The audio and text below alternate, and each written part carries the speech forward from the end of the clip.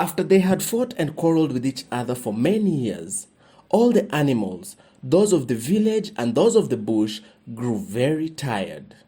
And so they agreed to sign a peace treaty to stop killing one another. In the treaty, they agreed that from now on, all must live as brothers and be united against their common enemy, who was the man. Man was undoubtedly weak, but God had made him master of the village animals and let him pester or kill the bush animals. And weren't the domestic animals originally from the jungle before man took control of them? Messengers were sent out to tell all animals about the treaty and that they were all to live in peace and harmony from now on. They also announced a festival to celebrate the peace treaty. The festival was to be held in a vast field in the heart of the bush. All animals were to attend.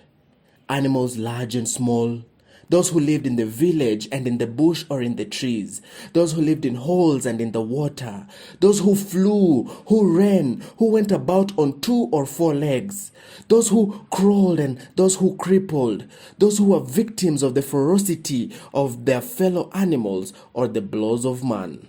Soon, an enormous, dense crowd filled up the vast field.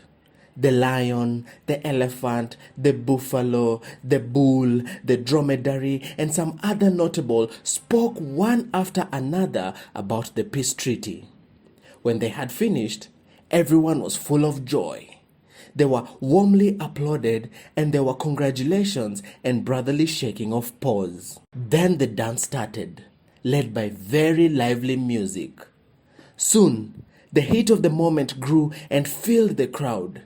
The ostrich, the giraffe, the horse, all excellent dancers, had great success. The hippopotamus made every effort to entertain the audience with his clumsiness. After several other dancers had danced in the middle, the billy goat dizzily jumped into the circle and caused some disorder. The hyena had been watching him hungrily for a while. At last, unable to resist, he threw himself brutally onto the billy goat, trying to pull him out of the circle to better strangle him. The goat cried out desperately, and the audience hurried to free him from the grip of the hyena. Suddenly, confusion and panic filled the crowd. The panther used the opportunity to attack the sheep, and very quickly a heated battle broke out. The members of the animal steering committee couldn't restore order. Everybody had forgotten the speeches and nobody listened to them anymore. The lion tore an ear off the bull, which in turn popped one of his eyes out. The fight spread, and in panic, everyone began to run away. The domestic animals instinctively headed towards the village, pursued by bloodthirsty beasts.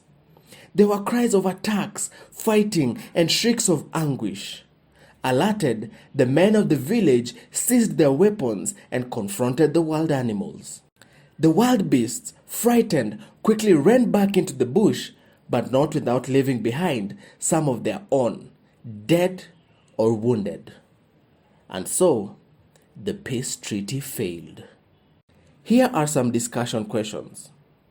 Was the chaos in the meeting preventable? If you were in the steering committee, is there anything you would have done differently to restore the order? What type of structures could the animals have put into place to support the peace agreement?